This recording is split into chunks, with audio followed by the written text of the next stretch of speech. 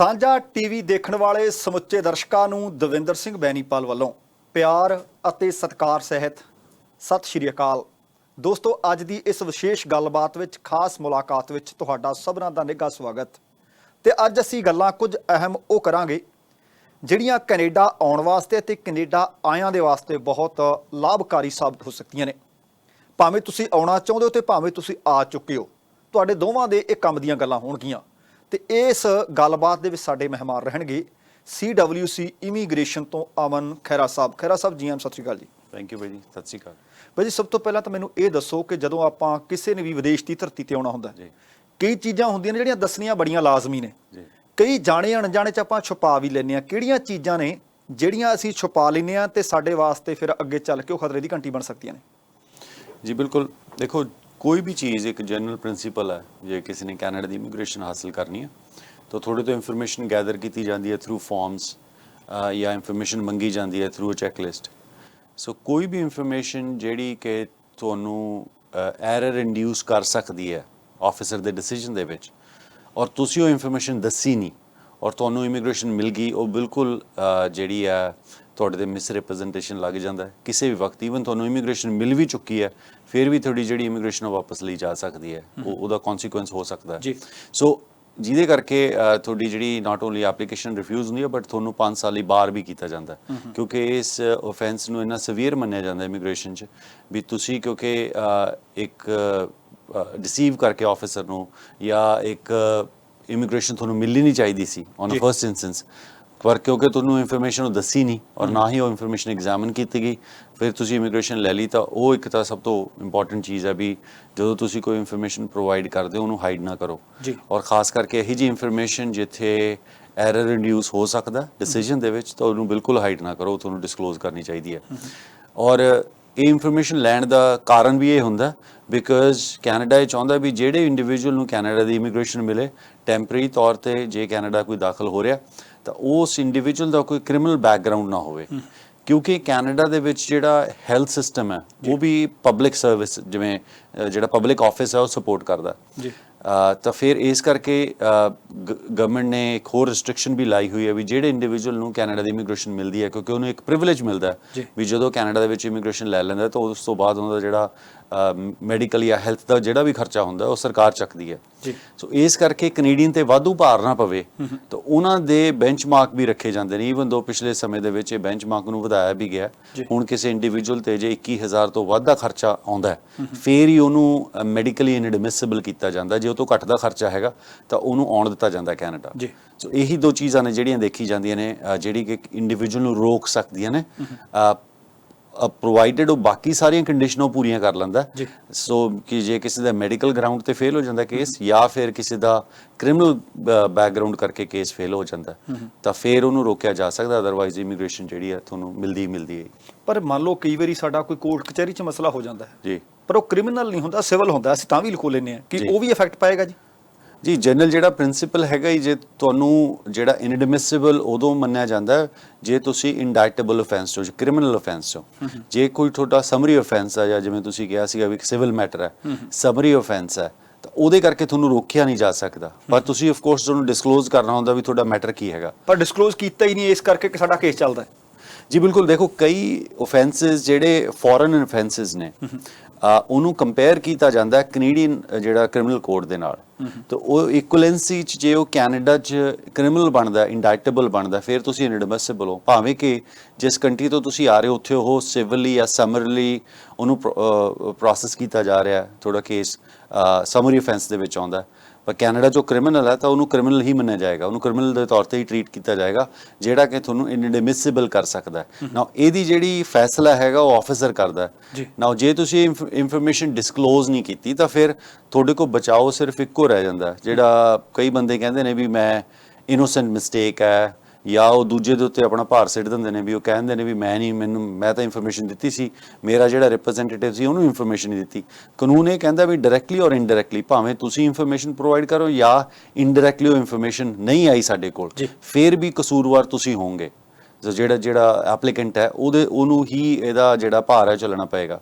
ਸੋ ਜਦੋਂ ਵੀ ਕੋਈ ਇਹੋ ਜਿਹੀ ਇਨਫੋਰਮੇਸ਼ਨ ਹੁੰਦੀ ਹੈ ਜਿੱਥੇ ਤੁਹਾਡੇ ਤੇ ਕੋਈ ਕੇਸ ਚੱਲ ਰਿਹਾ, ਤਾਂ ਤੁਸੀਂ ਕੰਪੀਟੈਂਟ ਐਡਵਾਈਸ ਲਓ, ਸਲਾਹ ਲੈ ਕੇ ਫਿਰ ਹੀ ਉਹ ਐਪਲੀਕੇਸ਼ਨ ਜਿਹੜੀ ਹੈ ਦਾਇਰ ਕਰੋ। ਕਈ ਦਫਾ ਇਹ ਦੇਖਿਆ ਜਾਂਦਾ ਵੀ ਇਹ ਕਿਉਂਕਿ ਚੀਜ਼ਾਂ ਬਿਲਕੁਲ ਲਾਸਟ 'ਚ ਪ੍ਰੋਸੈਸ ਹੁੰਦੀਆਂ ਨੇ, ਪਹਿਲਾਂ ਤੁਹਾਡੀ ਬੇਸਿਕ ਐਲੀਜੀਬਿਲਿਟੀ ਦੇਖੀ ਜਾਂਦੀ ਹੈ ਕਿਸੇ ਵੀ ਕੇਸ ਦੇ ਵਿੱਚ, ਪਹਿਲਾਂ ਬੇਸਿਕ ਐਲੀਜੀਬਿਲਿਟੀ ਦੇਖੀ ਜਾਂਦੀ ਹੈ ਵੀ ਤੁਸੀਂ ਬੇਸਿਕ ਕ੍ਰਾਈਟੇਰੀਆ ਜਿਹੜਾ ਉਹਨੂੰ ਮੀਟ ਕਰਦੇ ਹੋ। ਸੋ ਜੇ ਤੁਹਾਡੀ ਐਪਲੀਕੇਸ਼ਨ 'ਚ ਰੀਹੈਬਿਲਿਟੇਸ਼ਨ ਰਿਕੁਆਇਰਡ ਹੈ ਤੇ ਤੁਸੀਂ ਰੀਹੈਬਿਲਿਟੇਸ਼ਨ ਲਈ ਐਲੀਜੀਬਲ ਹੀ ਨਹੀਂ, ਕਿਉਂਕਿ ਰੀਹੈਬਿਲਿਟੇਸ਼ਨ ਦੀਆਂ ਵੀ ਡਿਫਰੈਂਟ ਕੰਡੀਸ਼ਨਸ ਨੇ ਵੀ ਤੁਸੀਂ ਕਿੰਨੇ ਸਾਲਾਂ ਬਾਅਦ ਐਲੀਜੀਬਲ ਹੋਵੋਗੇ, ਜਦੋਂ ਆਫੈਂਸ ਜਾਂ ਤਾਂ ਕਮਿਸ਼ਨ ਆਫ ਆਫੈਂਸ ਹੋਇਆ ਜਾਂ ਈਵਨ ਤੁਸੀਂ ਸੈਂਟੈਂਸ ਪੂਰਾ ਕਰ ਲਿਆ, ਆਪਦਾ ਕਨਵਿਕਸ਼ਨ ਜਿਹੜੀ ਆ ਪੂਰੀ ਕਰ ਲਈ ਹੈ, ਉਸ ਤੋਂ ਬਾਅਦ ਤੁਹਾਡਾ ਜਿਹੜਾ 5 ਇਅਰਸ ਦਾ ਟਾਈਮ ਉਹ ਪੂਰਾ ਹੁੰਦਾ। ਜੇ 5 ਸਾਲ ਦਾ ਟਾਈਮ ਪੂਰਾ ਨਹੀਂ ਹੋਇਆ ਤਾਂ ਤੁਸੀਂ ਐਪਲੀਕੇਸ਼ਨ ਕਰਤੀ ਤਾਂ ਉਹਦਾ ਕੌਨਸੀਕੁਐਂਸ ਜਿਹੜਾ ਹੈਗਾ ਉਹ ਰਿਫਿਊਜ਼ਲ ਹੀ ਹੋਏਗਾ, ਬਿਕੋਜ਼ ਤੁਸੀਂ ਕ੍ਰਿਮੀਨਲ ਗਰਾਊਂਡਸ ਤੇ ਇਨਐਡਮਿਸਿਬਲ ਹੋ ਜਾਣਾ ਹੈ। ਅੱਛਾ, ਜਦੋਂ ਹੁਣ ਮੰਨ ਲਓ ਆਪਾਂ ਕਹਿੰਦੇ ਆ ਕਿ ਮੰਨ ਲਓ ਸਿਵਲ ਏਸੀ ਮੈਟਰ ਜੀ, ਪਰ ਮਿਸ ਰਿਪਰੈਜ਼ੈਂਟੇਸ਼ਨ ਤਾਂ ਨਹੀਂ ਲੱਗੂ ਕਿ ਬੰਦੇ ਨੇ ਜਾਣ ਬੁੱਝ ਕੇ ਭਾਵੇਂ ਕੇਸ ਸਿਵਲ ਹੀ ਸੀ ਦੱਸਿਆ ਕਿਉਂ ਨਹੀਂ? ਜੀ, ਇਹ ਹੋ ਸਕਦਾ ਜੀ। ਦੈਟਸ ਅ ਵੈਰੀ ਇੰਟਰਸਟਿੰਗ ਬਾਈ ਜੀ ਕੁਐਸਚਨ, ਜਿਹੜਾ ਤੁਹਾਨੂੰ ਰਿਫਿਊਜ਼ ਕੀਤਾ ਜਾ ਸਕਦਾ ਹਾਂ, ਪਰ ਤੁਹਾਡੇ ਕੋਲ ਜਿਹੜਾ ਬਚਾਓ ਦਾ ਇੱਕੋ ਹੀ ਰੀਜ਼ਨ ਹੁੰਦਾ ਜਿਹੜਾ ਕੋਰਟ 'ਚ ਐਸਟੈਬਲਿਸ਼ ਹੋ ਗਿਆ, ਕਿਉਂਕਿ ਜੇ ਤੁਸੀਂ ਇਹ ਸਾਬਤ ਕਰ ਦੋ ਵੀ ਇਹ ਇਨਫੋਰਮੇਸ਼ਨ ਆਫਿਸਰ ਕੋਲ ਹੁੰਦੀ ਜਾਂ ਨਹੀਂ ਵੀ ਹੈ, ਤੁਹਾਡਾ ਐਂਡ ਰਿਜ਼ਲਟ ਤੇ ਕੋਈ ਫਰਕ ਨਹੀਂ ਪੈ ਰਿਹਾ, ਫਿਰ ਤੁਹਾਡੇ ਤੇ ਕੋਈ ਅਸਰ ਨਹੀਂ ਪਏਗਾ ਜੀ। ਫਿਰ ਇਹ ਜਿਹੜਾ ਜੇ ਤੁਹਾਨੂੰ ਰਿਫਿਊਜ਼ ਵੀ ਕਰ ਲਿਆ ਤਾਂ ਤੁਸੀਂ ਕੋਰਟ 'ਚ ਬੜੀ ਆਸਾਨੀ ਨਾਲ ਆਪਣੀ ਅਪੀਲ ਜਿੱਤ ਕੇ ਆ ਜਾਓਗੇ। ਕੋਰਟ ਤੱਕ ਜਾਣਾ ਪੈ ਸਕਦਾ ਹੈ। ਯੈਸ, ਆਫ ਕੋਰਸ, ਜਿਹੜਾ ਆਫਿਸਰ ਹੈਗਾ ਉਹ ਤੁਹਾਨੂੰ ਡਿਨਾਈ ਕਰ ਸਕਦਾ ਜੀ। ਆਫਿਸਰ ਦੇ ਕੋਲ ਰਾਈਟ ਹੈਗਾ, ਉਹ ਡਿਨਾਈ ਕਰ ਸਕਦਾ, ਉਹ ਕਹਿ ਸਕਦਾ ਵੀ ਐਰਰ ਇੰਡਿਊਸ ਹੋਈ ਹੈ ਜਾਂ ਇਹ ਇਨਫੋਰਮੇਸ਼ਨ ਕੰਸੀਲ ਕੀਤੀ ਗਈ ਹੈ, ਕਿਉਂਕਿ ਰਿਫਿਊਜ਼ ਤੁਹਾਨੂੰ ਸਿਰਫ ਇਹ ਨਹੀਂ ਵੀ ਤੁਸੀਂ ਗਲਤ ਇਨਫੋਰਮੇਸ਼ਨ ਦਿੱਤੀ ਹੈ, ਜੇ ਇਨਫੋਰਮੇਸ਼ਨ ਤੁਸੀਂ ਛੁਪਾਈ ਵੀ ਹੈ ਡਿਸਪਾਈਟ ਆਫ ਦ ਫੈਕਟ ਵੀ ਉਹ ਇਨਫੋਰਮੇਸ਼ਨ ਛੁਪਾਉਣ ਨਾਲ ਕੋਈ ਕੇਸ ਤੇ ਅਸਰ ਪੈਂਦਾ ਜਾਂ ਨਹੀਂ ਪੈਂਦਾ, ਇਹ ਗੱਲ ਤਾਂ ਬਾਅਦ ਦੀ ਹੋ ਜਾਂਦੀ ਹੈ। ਇਹ ਤਾਂ ਇੱਕ ਕੁਐਸਚਨ ਹੁੰਦਾ, ਤੁਸੀਂ ਜਿਵੇਂ ਇਹ ਮਿਸਰਿਪਰੈਜ਼ੈਂਟੇਸ਼ਨ ਨੂੰ ਤੁਸੀਂ ਚੈਲੰਜ ਕਰਦੇ ਹੋ, ਬੇਸਿਕਲੀ ਉਹਦੀ ਲੀਗਲ ਵੈਲਿਡਿਟੀ ਨੂੰ ਚੈਲੰਜ ਕਰਦੇ ਹੋ ਵੀ ਇਹ ਮੇਰੇ ਤੇ ਐਪਲੀਕੇਬਲ ਨਹੀਂ ਹੁੰਦਾ। ਉਹਨੂੰ ਸਾਬਤ ਇਸੇ ਕਰਕੇ ਕਰਦੇ ਹੋ ਤੁਸੀਂ ਵੀ ਇਹ ਮੇਰੇ ਤੇ ਇਸ ਲਈ ਇਹ ਲਾਗੂ ਨਹੀਂ ਹੋ ਰਿਹਾ, ਬਿਕੋਜ਼ ਜੇ ਇਹ ਚੀਜ਼ ਵੀਜ਼ਾ ਆਫਿਸਰ ਨੂੰ ਪਤਾ ਹੁੰਦੀ ਡਿਸੀਜਨ ਦੇ ਟਾਈਮ, ਯੈਸ, ਤਾਂ ਵੀ ਕੋਈ ਆਲਟਰ ਨਹੀਂ ਹੋ ਰਿਹਾ, ਡਿਸੀਜਨ ਦੇ ਵਿੱਚ ਕੋਈ ਫਰਕ ਹੀ ਨਹੀਂ ਪੈ ਰਿਹਾ। ਸੋ ਤਾਂ ਕਰਕੇ ਜਿਹੜੀ ਇਨਫੋਰਮੇਸ਼ਨ ਦਿੱਤੀ ਗਈ ਆ ਉਹ ਇਨਮੈਟੀਰੀਅਲ ਹੋ ਜਾਂਦੀ ਹੈ। ਜੇ ਤੁਸੀਂ ਇਹ ਸਾਬਤ ਕਰ ਦਿਓ ਵੀ ਇਨਫੋਰਮੇਸ਼ਨ ਇਨਮੈਟੀਰੀਅਲ ਹੈ ਤਾਂ ਤੁਹਾਡੇ ਤੇ ਮਿਸਰਿਪਰੈਜ਼ੈਂਟੇਸ਼ਨ ਲੱਗਦਾ ਨਹੀਂ ਹੈ। ਅੱਛਾ, ਇਹ ਤਾਂ ਚਲੋ ਹੋ ਗਿਆ ਕਿ ਉੱਥੋਂ ਐਪਲੀਕੇਸ਼ਨ ਸਬਮਿਟ ਕਰਨ ਤੋਂ ਪਹਿਲਾਂ ਚੰਗੀ ਸਲਾਹ ਮਸ਼ਵਰਾ ਤੇ ਕੀ ਲੁਕੋ ਸਕਦਾ, ਕੀ ਨਹੀਂ ਲੁਕਾਉਣਾ ਚਾਹੀਦਾ। ਜੀ, ਪਰ ਬਹੁਤ ਸਾਰੇ ਦਰਸ਼ਕ ਹੋਣਗੇ ਜਿਹੜੇ ਕੈਨੇਡਾ 'ਚ ਆ ਗਏ ਪਰ ਜਾਂ ਤਾਂ ਉਹ PR ਨੇ, ਜੀ, ਜਾਂ ਉਹ ਵਿਜ਼ਟਰ ਨੇ, ਜਾਂ ਉਹ ਵਰਕ ਪਰਮਿਟ ਤੇ ਆ, ਭਾਵ ਕੈਨੇਡੀਅਨ ਸਿਟੀਜ਼ਨ ਨਹੀਂ। ਜੀ, ਉਹਨਾਂ ਨੂੰ ਕਿਹੜੀਆਂ ਗੱਲਾਂ ਦਾ ਉਚੇਚੇ ਤੌਰ ਤੇ ਖਿਆਲ ਰੱਖਣਾ ਚਾਹੀਦਾ? ਮੈਂ ਵੇਖਦਾ ਕਈ ਵਾਰੀ ਆਪਣੇ ਵਿਦਿਆਰਥੀ ਵੀ ਲੜ ਪੈਂਦੇ ਆ, ਕਈ ਵਾਰੀ ਵਰਕ ਪਰਮਿਟ ਤੇ ਆ ਵੀ ਕੋਈ ਲੜ ਪੈਂਦਾ, ਕਈ ਵਾਰੀ ਆਪਾਂ ਡਰਿੰਕ ਐਂਡ ਡਰਾਈਵ ਦੇ ਚਾਰਜ ਹੀ ਹੋ ਜਾਂਦੇ ਭਾਵੇਂ PR ਹੁੰਦੇ ਆ ਜੀ। ਇਹ ਕਿੰਨਾ ਕੁ ਅਸਰ ਪਾਉਂਦੇ ਆ ਜੀ? ਬਿਲਕੁਲ ਬਾਈ ਜੀ, ਜਿਹੜਾ ਡਰਿੰਕ ਐਂਡ ਡਰਾਈਵ ਦਾ ਮੈਂ ਪਹਿਲਾਂ ਜ਼ਿਕਰ ਕਰਨਾ ਚਾਹੂੰਗਾ। ਜਦੋਂ ਮੈਰਿਜੂਆਨਾ ਕੈਨੇਡਾ 'ਚ ਲੀਗਲਾਈਜ਼ ਕੀਤਾ ਸੀ, ਉਸ ਸਮੇਂ ਜਿਹੜਾ ਕ੍ਰਿਮੀਨਲ ਕੋਡ ਦੇ ਵਿੱਚ ਕਾਫੀ ਫੇਰ ਬਦਲ ਹੋਇਆ ਸੀ। ਉਹਦੇ 'ਚ ਜਿਹੜੀ ਇੰਪੇਅਰਡ ਡਰਾਈਵਰ ਦੀ ਡੈਫੀਨੇਸ਼ਨ ਸੀਗੀ ਜਾਂ ਉਹਦਾ ਕੌਨਸੀਕੁਐਂਸ ਸੀ, ਜੇ ਕੋਈ ਇੰਪੇਅਰਡ ਡਰਾਈਵਰ ਹੋ ਜਾਂਦਾ ਉਹਨੂੰ ਬਦਲਿਆ ਗਿਆ ਸੀ। ਸੋ ਹੁਣ ਜਿਹੜੀ ਸਜ਼ਾ ਹੈਗੀ ਉਹ ਮੈਕਸਿਮਮ 10 ਸਾਲ ਜਾਂ ਉਹ ਤੋਂ ਵੱਧ ਹੋ ਸਕਦੀ ਹੈ। ਸੋ ਜੇ ਕੋਈ ਵੀ ਤੁਹਾਡੀ ਇਹੀ ਜੀ ਤੁਹਾਡੇ ਤੇ ਚਾਰਜ ਲੱਗ ਜਾਂਦਾ ਜਿਹਦੀ ਤੁਹਾਨੂੰ ਸਜ਼ਾ 10 ਸਾਲ ਘੱਟੋ ਘੱਟ ਜਾਂ 10 ਸਾਲ ਤੋਂ ਵੱਧ ਹੋ ਸਕਦੀ ਹੈ, ਤਾਂ ਫਿਰ ਤੁਸੀਂ ਸੀਰੀਅਸ ਕ੍ਰਿਮੀਨੈਲਿਟੀ 'ਚ ਆ ਜਾਂਦੇ ਹੋ। ਸੋ ਜੇ ਕੋਈ ਵੀ ਇੰਡੀਵਿਜੂਅਲ ਸੀਰੀਅਸ ਕ੍ਰਿਮੀਨੈਲਿਟੀ ਚਾਰਜ ਹੋ ਜਾਂਦਾ ਤਾਂ ਇਮੀਗ੍ਰੇਸ਼ਨ ਐਕਟ ਇਹ ਕਹਿੰਦਾ ਵੀ ਉਹ ਕੈਨੇਡਾ ਦੇ ਵਿੱਚ ਇੰਡੀਵਿਜੂਅਲ ਮੌਜੂਦ ਹੀ ਨਹੀਂ ਹੋਣਾ ਚਾਹੀਦਾ, ਉਹਨੂੰ ਰਿਮੂਵ ਕੀਤਾ ਜਾਵੇ ਕੈਨੇਡਾ 'ਚੋਂ। ਸੋ ਰਿਮੂਵ ਕਰਨ ਦਾ ਵੀ ਇੱਕ ਪ੍ਰੋਸੈਸ ਹੁੰਦਾ ਵੀ ਜੇ ਕੋਈ ਟੈਂਪਰੇਰੀ ਆ ਉਹਨੂੰ ਰਿਮੂਵ ਕਰਨ ਦਾ process is very different than ਜੇ ਕੋਈ ਪਰਮਾਨੈਂਟ ਹੋ ਗਿਆ। ਸੋ ਪਰਮਾਨੈਂਟ ਇਮੀਗ੍ਰੇਸ਼ਨ ਮੈਂ ਵੀ ਦੱਸਣਾ ਚਾਹੂੰਗਾ, ਪਰਮਾਨੈਂਟ ਇਮੀਗ੍ਰੇਸ਼ਨ ਦਾ ਮਤਲਬ ਇਹ ਹੈਗਾ ਵੀ ਤੁਸੀਂ ਇੱਕ ਤਾਂ ਨਾਟ ਸਿਟੀਜ਼ਨ ਹੋ ਕੈਨੇਡਾ ਦੇ, ਤੁਸੀਂ ਸਿਟੀਜ਼ਨ ਨਹੀਂ ਹੋ ਕੰਟਰੀ ਦੇ, ਤੁਸੀਂ ਪਰਮਾਨੈਂਟ ਰੈਜ਼ੀਡੈਂਟ ਹੋ। ਮੀਨਸ ਤੁਹਾਡੇ ਉੱਤੇ ਇੱਕ ਲਿਮਿਟੇਸ਼ਨ ਹੈਗੀ ਆ ਵੀ ਤੁਸੀਂ ਉਹਨੂੰ ਪਰਮਾਨੈਂਟ ਰੈਜ਼ੀਡੈਂਸੀ ਨੂੰ ਮੇਨਟੇਨ ਕਰਕੇ ਰੱਖਣਾ, ਮਤਲਬ ਸਟੇਟਸ ਨੂੰ ਮੇਨਟੇਨ ਕਰਕੇ ਰੱਖਣਾ। ਉਹ ਸਟੇਟਸ ਮਿਲਿਆ ਹੁੰਦਾ ਵੀ ਜਿਹੜਾ ਆਟੋ ਰਿਨਿਊਅਲ ਤੇ ਹੁੰਦਾ, ਜੇ ਤੁਸੀਂ ਇੱਕ ਕੰਡੀਸ਼ਨ ਮੀਟ ਕਰ ਲੈਂਦੇ ਜਿਹਨੂੰ ਰੈਜ਼ੀਡੈਂਸੀ ਆਬਲੀਗੇਸ਼ਨ ਕਹਿੰਦੇ ਹੋ। ਸੋ ਜੇ ਉਹ ਕੰਡੀਸ਼ਨ ਤੁਸੀਂ ਮੀਟ ਕਰਦੇ ਜਾਂਦੇ ਹੋ ਤਾਂ ਤੁਹਾਡੀ ਇਮੀਗ੍ਰੇਸ਼ਨ ਜਿਹੜੀ ਹੈ ਉਹ ਬਰਕਰਾਰ ਰਹਿੰਦੀ ਹੈ। ਨਾਓ ਇਹ ਇੰਡੀਵਿਜੂਅਲ ਨੂੰ ਜੇ ਕੈਨੇਡਾ ਤੋਂ ਕੱਢਿਆ ਜਾ ਸਕਦਾ ਉਹ ਸਿਰਫ ਐਂਡ ਸਿਰਫ ਜੇ ਉਹ ਰੈਜ਼ੀਡੈਂਸੀ ਆਬਲੀਗੇਸ਼ਨ ਮੇਨਟੇਨ ਕਰੀ ਰੱਖਿਆ ਇੰਡੀਵਿਜੂਅਲ ਨੇ, ਸਿਰਫ ਐਂਡ ਸਿਰਫ ਉਸੇ ਗਰਾਊਂਡ ਤੇ ਕੱਢਿਆ ਜਾ ਸਕਦਾ ਜਿਹੜੀ ਸੀਰੀਅਸ ਕ੍ਰਿਮੀਨੈਲਿਟੀ ਹੈ। ਸੋ ਉਹਨਾਂ ਦੀ ਇਮੀਗ੍ਰੇਸ਼ਨ ਉਸ ਬੇਸਿਸ ਤੇ ਲਈ ਜਾ ਸਕਦੀ ਹੈ। ਦੂਸਰਾ ਗਰਾਊਂਡ ਬਣ ਜਾਂਦਾ ਮਿਸਰਿਪਰੈਜ਼ੈਂਟੇਸ਼ਨ, ਜੋ ਇਹ ਸਾਬਤ ਹੋ ਜਾਂਦਾ ਵੀ ਜਿਸ ਵਜ੍ਹਾ ਕਰਕੇ ਕੈਨੇਡਾ 'ਚ ਇਮੀਗ੍ਰੇਸ਼ਨ ਹਾਸਲ ਕੀਤੀ ਹੈ ਇਸ ਇੰਡੀਵਿਜੂਅਲ ਨੇ, ਉਹ ਮਿਸਰਿਪਰੈਜ਼ੈਂਟ ਕਰ ਗਿਆ ਸੀ ਜਦੋਂ ਆਏ ਸੀ ਕੈਨੇਡਾ, ਜਾਂ ਉਹ ਇਫੈਕਟ ਦੱਸੇ ਨਹੀਂ ਸੀ ਜਦੋਂ ਉਹ ਕੈਨੇਡਾ ਆਏ ਸੀ, ਤਾਂ ਉਹਨਾਂ ਨੂੰ ਇਮੀਗ੍ਰੇਸ਼ਨ ਫਰਸਟ ਸਟੈਂਡ ਤੇ ਮਿਲਣੀ ਨਹੀਂ ਚਾਹੀਦੀ ਸੀ, ਤਾਂ ਫਿਰ ਤੁਹਾਡੀ ਇਮੀਗ੍ਰੇਸ਼ਨ ਜਿਹੜੀ ਹੈ ਵਾਪਸ ਲਈ ਜਾ ਸਕਦੀ ਹੈ। ਤੁਹਾਡੇ ਅਗੇਂਸਟ ਰਿਪੋਰਟ ਲਿਖੀ ਜਾਂਦੀ ਹੈ ਪਹਿਲਾਂ ਸੈਕਸ਼ਨ 44 ਦੇ ਅੰਦਰ, ਜਾਂ ਰਿਪੋਰਟ ਤੁਸੀਂ ਉਸ ਤੋਂ ਬਾਅਦ ਸਾਬਤ ਹੋ ਜਾਂਦੀ ਹੈ ਇਮੀਗ੍ਰੇਸ਼ਨ ਡਿਵੀਜ਼ਨ ਦੇ ਵਿੱਚ, ਤੁਸੀਂ ਪਹਿਲਾ ਸਟੇਜ ਹੈ ਜਿੱਥੇ ਚੈਲੰਜ ਕਰਦੇ ਹੋ। ਇਮੀਗ੍ਰੇਸ਼ਨ ਡਿਵੀਜ਼ਨ 'ਚ ਲੀਗਲ ਵੈਲਿਡਿਟੀ ਦਾ ਸਿਰਫ ਬੈਟਲ ਹੁੰਦੀ ਹੈ, ਇਸ ਤੋਂ ਬਿਨਾਂ ਹਿਊਮਨਿਟੇਰੀਅਨ ਕੰਪੈਸ਼ਨ ਗਰਾਊਂਡ ਤੇ ਉੱਥੇ ਕੋਈ ਵੀ ਆਰਗੂਮੈਂਟ ਨਹੀਂ ਹੁੰਦਾ। ਉਸ ਤੋਂ ਬਾਅਦ ਨੈਕਸਟ ਫੇਜ਼ ਹੁੰਦਾ ਵੀ ਜੋ ਕੋਈ ਵੀ ਪਾਰਟੀ ਹਾਰਦੀ ਹੈ ਇਮੀਗ੍ਰੇਸ਼ਨ ਡਿਵੀਜ਼ਨ ਤੋਂ, ਇਮੀਗ੍ਰੇਸ਼ਨ ਅਪੀਲ ਡਿਵੀਜ਼ਨ ਤੇ ਜਾ ਕੇ 15 ਦਿਨ ਦੇ ਵਿੱਚ ਆਪਣੀ ਅਪੀਲ ਦਾਇਰ ਕਰਦੀ ਹੈ। ਸੋ ਕੋਈ ਵੀ ਪਾਰਟੀ ਜੇ ਸਪੈਸ਼ਲੀ ਅਪੈਲੈਂਟ ਹੈਗਾ ਜਿਹਨੂੰ ਇਮੀਗ੍ਰੇਸ਼ਨ ਰਿਮੂਵ ਕੀਤੀ ਜਾ ਰਹੀ ਹੈ, ਉਹ on the basis of legal validity ਦੇ ਚੈਲੰਜ ਤੇ on the basis of humanitarian compassion ground, ਜੇ ਉਹਨਾਂ ਦੇ ਇੱਥੇ ਬੱਚੇ ਨੇ, ਉਹਨਾਂ ਦਾ ਵਿਆਹ ਹੋ ਗਿਆ, ਕਾਫੀ ਸਾਲਾਂ ਦੇ ਉਹਨਾਂ ਦੀ ਕੈਨੇਡਾ 'ਚ ਹੋ ਗਈ, ਉਹਨਾਂ ਨੂੰ ਇਸਟੈਬਲਿਸ਼ ਹੋ ਗਏ ਨੇ, ਉਹਨਾਂ ਦੀ ਬਿਲੋਂਗਿੰਗਨੈਸ ਜ਼ਿਆਦਾ ਕੈਨੇਡਾ ਦੇ ਵਿੱਚ ਹੈ, ਬੈਲੈਂਸ ਆਫ ਫੈਮਿਲੀ ਟੈਸਟ ਦੇਖਿਆ ਜਾਂਦਾ ਵੀ ਜ਼ਿਆਦਾ ਫੈਮਿਲੀ ਇੱਥੇ ਹੈ ਜਾਂ ਉੱਥੇ ਹੈ। ਉਸ ਤੋਂ ਬਾਅਦ ਜਿਹੜੀ ਐਕਸਟੈਂਡਡ ਪੀਰੀਅਡ ਆਫ ਸਟੇ ਹੈ ਕੈਨੇਡਾ ਦੇ ਵਿੱਚ, ਉਹਨਾਂ ਦੇ ਜੇ ਬਾਹਰ ਕੱਢਿਆ ਜਾਊਗਾ ਤਾਂ ਉਹਨਾਂ ਦੇ ਉੱਤੇ ਜਿਹੜੀ ਫੈਮਿਲੀ ਤੇ ਕੀ ਇੰਪੈਕਟ ਪੈ ਰਿਹਾ, ਸਪੈਸ਼ਲੀ ਜਿਹੜਾ best interest of the child ਹੈ ਉਹ ਕੰਪਰੋਮਾਈਜ਼ ਤਾਂ ਨਹੀਂ ਹੋ ਰਿਹਾ। ਇਹ ਸਾਰੇ ਫੈਕਟਰਸ ਨੂੰ ਇਨ ਟੋਟੈਲਿਟੀ ਅਸੈਸ ਕੀਤਾ ਜਾਂਦਾ, ਫਿਰ ਹੀ ਜੱਜ ਸਾਹਿਬ ਇਹ ਦੇਖਦੇ ਨੇ ਵੀ ਇਹਨਾਂ ਨੂੰ ਸਪੈਸ਼ਲ ਰਿਲੀਫ ਦੇਣਾ ਜਾਂ ਨਹੀਂ ਦੇਣਾ। ਸੋ ਸਪੈਸ਼ਲ ਰਿਲੀਫ ਦਾ ਮਤਲਬ ਹੈ ਬਈ ਜੀ ਤੁਸੀਂ ਕਾਨੂੰਨ ਤੋੜਿਆ, ਉਹ 'ਚ ਕੋਈ ਡਾਊਟ ਨਹੀਂ, ਤੁਸੀਂ ਇਮੀਗ੍ਰੇਸ਼ਨ ਐਕਟ ਨੂੰ ਬ੍ਰੀਚ ਕੀਤਾ, ਪਰ ਜੱਜ ਸਾਹਿਬ ਦੇ ਹੱਥ 'ਚ ਅਧਿਕਾਰ ਹੁੰਦਾ ਵੀ ਉਹ ਬ੍ਰੀਚਿਸ ਦੇ ਬਾਵਜੂਦ ਤੁਹਾਨੂੰ ਇੱਕ ਸਪੈਸ਼ਲ ਰਿਲੀਫ ਦੇ ਸਕਦੇ ਨੇ, ਤਰਸ ਦੇ ਆਧਾਰ ਤੇ ਤੁਹਾਡੀ ਜਿਹੜੀ ਇਮੀਗ੍ਰੇਸ਼ਨ ਉਹਨੂੰ ਬਰਕਰਾਰ ਕਰ ਸਕਦੇ ਨੇ ਜੀ, ਤੁਹਾਨੂੰ ਚਾਂਸ ਮਿਲ ਸਕਦਾ। ਪਰ ਜੇ ਤੁਸੀਂ ਹੁਣ ਡਰਿੰਕ ਐਂਡ ਡਰਾਈਵ ਦੀ ਆਪਾਂ ਗੱਲ ਕਰ ਰਹੇ ਸੀ, ਜਦੋਂ ਇੰਪੇਅਰਡ ਐਕਟ ਨੂੰ ਜਿਹੜਾ ਡਰਾਈਵਿੰਗ ਦੇ ਵਿੱਚ ਜਦੋਂ ਕਨਵਿਕਸ਼ਨਸ ਨੂੰ ਚੇਂਜ ਕੀਤਾ ਗਿਆ, ਹੁਣ ਦਾ ਰੂਲ ਇਹ ਹੈ ਵੀ ਜੇ ਤੁਹਾਨੂੰ ਜੇ ਡਰਿੰਕ ਐਂਡ ਡਰਾਈਵ ਤੁਸੀਂ ਇੰਪੇਅਰ ਜਾਂ ਕਿਸੇ ਤਰ੍ਹਾਂ ਦੀ ਇੰਪੇਅਰ ਡਰਾਈਵਿੰਗ 'ਚ ਚਾਰਜ ਹੋ ਜਾਂਦੇ ਹੋ, ਤਾਂ ਤੁਸੀਂ ਸੀਰੀਅਸ ਕ੍ਰਿਮੀਨੈਲਿਟੀ ਦੇ ਥੱਲੇ ਆਉਂਦੇ ਹੋ। ਭਾਵੇਂ ਤੁਸੀਂ ਪਰਮਾਨੈਂਟ ਰੈਜ਼ੀਡੈਂਟ ਹੋ, ਭਾਵੇਂ ਤੁਸੀਂ ਟੈਂਪਰੇਰੀ ਵੀਜ਼ਾ ਤੇ ਹੋ, ਵਰਕ ਪਰਮਿਟ ਜਾਂ ਸਟੂਡੈਂਟ ਵੀਜ਼ਾ, ਤਾਂ ਤੁਹਾਨੂੰ ਕੈਨੇਡਾ ਤੋਂ ਰਿਮੂਵ ਕੀਤਾ ਜਾਏਗਾ। ਜਿਹੜੀ ਮੈਂ ਜ਼ਿਕਰ ਕਰ ਰਿਹਾ ਸੀ ਵੀ ਤੁਸੀਂ ਕੈਨੇਡਾ 'ਚ ਫਿਰ ਮੌਜੂਦ ਹੋਣੇ ਹੀ ਨਹੀਂ ਚਾਹੀਦੇ, ਤੁਹਾਡੇ ਖਿਲਾਫ ਰਿਪੋਰਟ ਲਿਖੀ ਜਾਏਗੀ ਔਰ ਉਸ ਤੋਂ ਬਾਅਦ ਤੁਹਾਡਾ ਜਿਹੜਾ ਰਿਮੂਵਲ ਦਾ ਪ੍ਰੋਸੈਸ ਹੈ ਉਹ ਸਟਾਰਟ ਹੋ ਜਾਏਗਾ। ਅੱਛਾ, ਜਿਸ ਤਰ੍ਹਾਂ ਹੁਣ ਤੁਸੀਂ ਦੱਸਿਆ ਹੈ ਕਿ ਇੱਕ ਜੇ PR ਹੋ ਗਏ ਉਹਦੇ ਵਾਸਤੇ ਵੱਖਰਾ ਮਾਪਦੰਡ ਹੈ, ਪਰ ਜਿਹੜਾ ਵਰਕ ਪਰਮਿਟ ਤੇ ਸਟੂਡੈਂਟ ਹੈ ਉਹਨਾਂ ਵਾਸਤੇ ਵੱਖਰਾ। ਜੀ, ਇਹਦਾ ਮਤਲਬ ਕਿੰਨਾ ਕੁ ਧਿਆਨ ਦੇਣ ਦੀ ਜ਼ਰੂਰਤ ਹੈ ਸਟੂਡੈਂਟਸ ਨੂੰ ਜਾਂ ਵਰਕ ਪਰਮਿਟ ਹੋਲਡਰ ਨੂੰ? ਬਿਲਕੁਲ, ਜਿਹੜੇ ਬਈ ਜੀ ਟੈਂਪਰੇਰੀ ਸਟੇਟਸ ਦੇ ਨੇ ਉਹਨਾਂ ਦਾ ਸਟੇਟਸ ਬਹੁਤ ਸੈਂਸਿਟਿਵ ਹੁੰਦਾ ਹੈ, ਉਹਨਾਂ ਨੂੰ ਕੈਨੇਡਾ ਤੋਂ ਕੱਢਣਾ ਕੋਈ ਵੀ ਲੀਗਲ ਇੰਪੈਡੀਮੈਂਟ ਨਹੀਂ ਹੁੰਦੀ, ਵੀ ਕੋਈ ਵੀ ਇਹੋ ਜਿਹੀ ਚੀਜ਼ ਰੋਕ ਨਹੀਂ ਸਕਦੀ ਉਹਨਾਂ ਨੂੰ ਕੈਨੇਡਾ ਤੋਂ। ਇੱਕੋ ਚੀਜ਼ ਰੋਕ ਸਕਦੀ ਹੈ ਜੇ ਉਹਨਾਂ ਦਾ ਜਿਹੜਾ ਟਰੈਵਲ ਡਾਕੂਮੈਂਟ ਹੈ, ਜਿਹੜੀ ਇਨਫੋਰਸਮੈਂਟ ਏਜੰਸੀ ਉਹਨਾਂ ਕੋਲ ਨਹੀਂ ਗਿਆ ਹੈਗਾ। ਫੋਰ ਐਗਜ਼ਾਮਪਲ ਕੋਈ ਇੰਡੀਅਨ ਸਿਟੀਜ਼ਨ ਹੈ ਤਾਂ ਉਹਨਾਂ ਦਾ ਟਰੈਵਲ ਜਾਂ ਮਾਫ ਕਰਨਾ ਜਿਹੜਾ ਪਾਸਪੋਰਟ ਹੈ ਜੇ ਨਹੀਂ ਮਿਲਿਆ ਹੈਗਾ ਜਾਂ ਵੈਲਿਡ ਨਹੀਂ ਹੈਗਾ, ਉਹੀ ਇੱਕ ਲੀਗਲ ਇੰਪੈਡੀਮੈਂਟ ਹੈ। ਮੀਨਸ ਉਹਨਾਂ ਚਿਰ ਤੁਹਾਨੂੰ ਰਿਮੂਵ ਨਹੀਂ ਕੀਤਾ ਜਾ ਸਕਦਾ ਜਿੰਨੇ ਚਿਰ ਉਹ ਡਾਕੂਮੈਂਟ ਉਹਨਾਂ ਦੇ ਹੱਥ ਨਹੀਂ ਆਉਂਦਾ ਜਾਂ ਉਹ ਡਾਕੂਮੈਂਟ ਦੁਬਾਰਾ ਇਸ਼ੂ ਹੋ ਕੇ ਨਹੀਂ ਆਉਂਦਾ, ਉਨੀ ਦੇਰ ਤੁਸੀਂ ਕੈਨੇਡਾ 'ਚ ਰਹਿ ਸਕਦੇ ਹੋ। ਅਦਰਵਾਈਜ਼ ਤੁਹਾਡੇ ਕੋਲ ਕੋਈ ਵੀ ਲੀਗਲੀ ਕੋਈ ਇਹੋ ਜਿਹਾ ਰਾਈਟ ਨਹੀਂ ਬਣਦਾ ਵੀ ਤੁਸੀਂ ਕੈਨੇਡਾ ਦੇ ਵਿੱਚ ਰਹੋ, ਤਾਂ ਤੁਸੀਂ ਰਿਮੂਵਲ ਰੈਡੀ ਹੁੰਦੇ ਹੋ। ਸੋ ਡਿਫਰੈਂਸ ਇਹੀ ਹੁੰਦਾ ਵੀ ਜਿਹੜਾ ਟੈਂਪਰੇਰੀ ਰੈਜ਼ੀਡੈਂਟ ਹੈ ਉਹਨੂੰ ਬੜਾ ਬਚਾ ਕੇ ਕਰਨਾ ਪੈਂਦਾ ਹੈ। ਪਹਿਲਾਂ ਉਹਨੇ ਟ੍ਰਾਂਜੀਸ਼ਨ ਲੈਣੀ ਹੁੰਦੀ ਹੈ, ਟੈਂਪਰੇਰੀ ਸਟੇਟਸ ਤੋਂ ਪਰਮਾਨੈਂਟ ਤੇ ਜਾਣਾ ਹੁੰਦਾ। ਹੁਣ ਆਮ ਕਰਕੇ ਆਪਾਂ ਦੇਖਦੇ ਹਾਂ ਵੀ ਆਪਣੇ ਭਾਈਚਾਰੇ 'ਚ ਇਹ ਚੀਜ਼ਾਂ ਇੰਸੀਡੈਂਟ ਹੁੰਦੇ ਨੇ ਵੀ ਜਿੱਥੇ ਸਟੂਡੈਂਟ ਲੜ ਪਾਉਂਦੇ ਨੇ, ਕਿਤੇ ਝਗੜਾ ਹੋ ਜਾਂਦਾ ਹੈ, ਕੋਈ ਬੜੀ ਮਾਮੂਲੀ ਗੱਲ ਹੈ ਜਿੱਥੇ ਝਗੜਾ ਹੋ ਜਾਂਦਾ ਹੈ, ਕੋਈ ਅਸੌਲਟ ਹੋ ਜਾਂਦਾ ਹੈ, ਕਿਸੇ ਨੂੰ ਸੱਟ ਵੱਜ ਜਾਂਦੀ ਹੈ, ਇਹ ਸਾਰੇ ਜਿਹੜੀ ਨੇ ਕ੍ਰਿਮੀਨਲ ਕਨਵਿਕਸ਼ਨਸ ਨਹੀਂ। ਸੋ ਚਾਹੇ ਤੁਸੀਂ ਜਾ ਕੇ ਕਰਾਊਨ ਪ੍ਰੋਸੀਕਿਊਟਰ ਦੇ ਕੋਲ ਚਾਹੇ ਗਿਲਟੀ ਤੁਸੀਂ ਕਹਿਤਾ, ਗਿਲਟੀ ਪਲੀ ਕਰ ਲਿਆ, ਭਾਵੇਂ ਇੱਕ ਵਾਰ ਪਲੀਡ ਕਰ ਲਿਆ, ਸੋ ਮੀਨਸ ਤੁਸੀਂ ਇਨਐਡਮਿਸਿਬਲ ਹੋ ਗਏ ਕੈਨੇਡਾ ਲਈ। ਕਿਸੇ ਵੀ ਜੁਰਮ 'ਚ ਜਿਹੜਾ ਇੰਡਾਇਟੇਬਲ ਅਫੈਂਸ ਹੈ, ਜੇ ਉਹ ਸਮਰੀ ਅਫੈਂਸ ਹੈ ਜਾਂ ਉਹਨੂੰ ਸਮਰੀ ਵਾਈਜ਼ ਉਹਨੂੰ ਜਿਹੜਾ ਹੈਗਾ ਕੋਰਟ ਦੇ ਵਿੱਚ ਪ੍ਰੋਸੀਕਿਊਟ ਕੀਤਾ ਜਾ ਰਿਹਾ ਤੁਹਾਨੂੰ, ਤਾਂ ਫਿਰ ਤੁਸੀਂ ਬਿਲਕੁਲ ਅਵੋਇਡ ਕਰ ਸਕਦੇ ਹੋ। ਪਰ ਅਦਰਵਾਈਜ਼ ਜੇ ਇੰਡਾਇਟੇਬਲ ਅਫੈਂਸ ਹੈਗਾ ਤਾਂ ਤੁਹਾਨੂੰ ਤੁਸੀਂ ਕੈਨੇਡਾ ਦੇ ਵਿੱਚ ਹੋਣੇ ਨਹੀਂ ਚਾਹੀਦੇ, ਤੁਹਾਨੂੰ ਵਾਪਸ ਜਿਹੜਾ ਹੈਗਾ ਕੰਟਰੀ ਦੇ ਵਿੱਚ ਭੇਜਿਆ ਜਾਏਗਾ।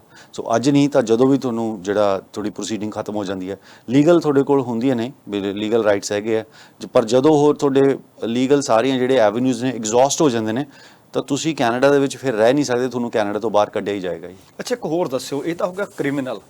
ਮੰਨ ਲਓ ਵੀ ਲੜਾਈ ਵੀ ਨਹੀਂ ਹੋਈ, ਝਗੜਾ ਵੀ ਨਹੀਂ ਹੋਇਆ ਜੀ, ਕੋਈ ਤੁਹਾਡੇ ਆਫਿਸ 'ਚ ਆਇਆ, ਕੋਈ ਮੇਰੇ ਆਫਿਸ 'ਚ ਆਇਆ, ਤੇ ਬਾਅਦ ਦੇ ਵਿੱਚ ਉਹਦੇ ਉੱਤੇ ਇਲਜ਼ਾਮ ਕਿਸੇ ਨੇ ਲਾ ਦਿੱਤਾ ਕਿ ਬੰਦਾ ਚੋਰੀ ਕਰਕੇ ਲੈ ਗਿਆ ਕੋਈ ਚੀਜ਼, ਤੇ ਇਹ ਕਿੰਨਾ ਕੁ ਗੰਭੀਰ ਮਸਲਾ ਹੈ ਜੀ, ਖਾਸ ਕਰਕੇ ਜਿਹੜੇ ਵਰਕ ਪਰਮਿਟ ਹੋਲਡਰ ਨੇ ਜਾਂ ਸਟੂਡੈਂਟ ਨੇ? ਜੀ ਇਹ ਪ੍ਰੂਫ ਕਰਨਾ ਪਏਗਾ of course, commission of offence ਇਕੱਲਾ ਹੀ ਇਨਫ ਨਹੀਂ ਹੈਗਾ, ਸਪੈਸ਼ਲੀ ਜੇ ਕੈਨੇਡਾ 'ਚ ਹੈਗੇ ਆਪਾਂ, ਤਾਂ ਤੁਸੀਂ ਮੰਨ ਲਓ ਜੇ ਪ੍ਰੂਵ ਹੋ ਜਾਂਦਾ ਹੈ ਨਹੀਂ ਆਬਵੀਅਸਲੀ ਜੇ ਪ੍ਰੂਵ ਹੋ ਜਾਂਦਾ ਤਾਂ ਬਿਲਕੁਲ ਉਹ ਕ੍ਰਿਮੀਨਲ ਮੈਟਰ ਹੈ ਹੀ ਫਿਰ। ਤੇ ਜਿਹੜੀ ਸਿੰਪਲ ਤੁਸੀਂ ਜੇ ਅੰਡਰਸਟੈਂਡ ਕਰਨਾ ਹੋਵੇ, ਜੇ ਤਾਂ ਤੁਹਾਡੀ ਜਿਹੜੀ ਤੁਹਾਡੇ ਅਗੇਂਸਟ ਚਾਰਜ ਲੇ ਡਾਊਨ ਕੀਤੇ ਗਏ ਨੇ ਉਹ ਇੰਡਾਈਟੇਬਲ ਅਫੈਂਸ ਨੇ, ਤਾਂ ਬਿਲਕੁਲ ਤੁਹਾਨੂੰ ਕੈਨੇਡਾ ਤੋਂ ਜਾਣਾ ਪਏਗਾ। ਜੇ ਉਹ ਸਮਰੀ ਅਫੈਂਸ ਹੈ ਤੇ 2 summary offence from different incident ਹੋ ਜਾਂਦੇ ਨੇ। ਜਿਵੇਂ ਫਰਜ਼ ਕੀਤਾ ਕੋਈ ਅਫੈਂਸ ਇਹੋ ਜਿਹਾ ਜਿਹੜਾ ਲੈਸ ਸੀਰੀਅਸ ਅਫੈਂਸ ਹੈ, ਜਿਵੇਂ ਤੁਸੀਂ ਜ਼ਿਕਰ ਕੀਤਾ ਸੀ ਵੀ ਲੈਸ ਦੈਨ 5000 ਤੋਂ ਘੱਟ ਦੀ ਚੋਰੀ ਹੈ, ਉਹ ਲੈਸ ਸੀਰੀਅਸ ਹੈ, ਤਾਂ ਉਹ ਅਫੈਂਸ ਜਿਵੇਂ ਸਮਰੀ ਅਫੈਂਸ ਹੈ ਉਹ ਇੱਕ ਇਨਸੀਡੈਂਟ ਹੈ। ਦੂਜਾ ਇਨਸੀਡੈਂਟ ਕੋਈ ਇਹੋ ਜਿਹਾ ਹੋ ਗਿਆ ਵੀ ਜਿੱਥੇ ਤੁਸੀਂ ਕਿਸੇ ਨੂੰ ਕੋਈ ਹੋਰ ਕੋਈ ਸਮਰੀ ਅਫੈਂਸ ਇਹੋ ਜਿਹਾ ਹੋਇਆ, ਬਟ ਉਹ ਇਨਸੀਡੈਂਟ ਡਿਫਰੈਂਟ ਹੈ, ਫਿਰ ਵੀ ਕੰਬਾਈਨਡ ਇਨਸੀਡੈਂਟ ਲਿਆ ਜਾਂਦਾ ਉਹਨੂੰ। ਤੇ ਜੇ 2 ਸਮਰੀ ਅਫੈਂਸ ਹੋ ਜਾਂਦੇ ਨੇ ਫਰੋਮ 2 ਡਿਫਰੈਂਟ ਇਨਸੀਡੈਂਟ, ਫਿਰ ਵੀ ਤੁਸੀਂ ਕੈਨੇਡਾ ਲਈ ਇਨਐਡਮਿਸਿਬਲ ਹੋ ਜਾਂਦੇ ਹੋ। ਅੱਛਾ, ਇੱਕ ਹੋਰ ਬੜਾ ਕਾਮਨ ਜਿਹਾ ਸਵਾਲ ਹੈ, ਸ਼ਾਇਦ ਬਹੁਤ ਸਾਰੇ ਦਰਸ਼ਕਾਂ ਦਾ ਵੀ ਸਵਾਲ ਹੋਣਾ ਹੈ। ਕਈ ਵਾਰੀ ਕਿਸੇ ਲੜਕੇ ਜਾਂ ਲੜਕੀ ਨੂੰ ਵੀਜ਼ਾ ਲੱਗ ਜਾਂਦਾ ਹੈ, ਜਾਂ ਸੋਚਦੇ ਆ ਕਿ ਮੁੰਡੇ ਨੂੰ ਬਾਹਰ ਭੇਜਣਾ ਜਾਂ ਲੜਕੀ ਨੂੰ ਬਾਹਰ ਭੇਜਣਾ, ਪਰ ਇਨ ਬਿਟਵੀਨ ਕੋਈ ਚੰਗਾ ਰਿਸ਼ਤਾ ਮਿਲ ਜਾਂਦਾ ਜੀ। ਫਾਈਲ ਦੇ ਵਿੱਚ ਪਹਿਲਾਂ ਲੜਕੇ ਜਾਂ ਲੜਕੀ ਦਾ ਨਾਂ ਹੀ ਨਹੀਂ ਜੀ, ਬਾਅਦ ਦੇ ਵਿੱਚ ਵਿਆਹ ਵੀ ਕਰ ਲੈਂਦੇ ਨੇ ਤੇ ਦੱਸਦੇ ਵੀ ਨਹੀਂ ਜੀ। ਏਅਰਪੋਰਟ ਤੇ ਉਤਰਦਿਆਂ ਕੁੜੀ ਦਾ ਚੂੜਾ ਵੀ ਪਾਇਆ ਹੋਇਆ ਹੈ ਜੀ। ਉਹੋ ਜਿਹੇ ਮਸਲੇ 'ਚ ਕੀ ਹੋ ਸਕਦਾ ਜੀ?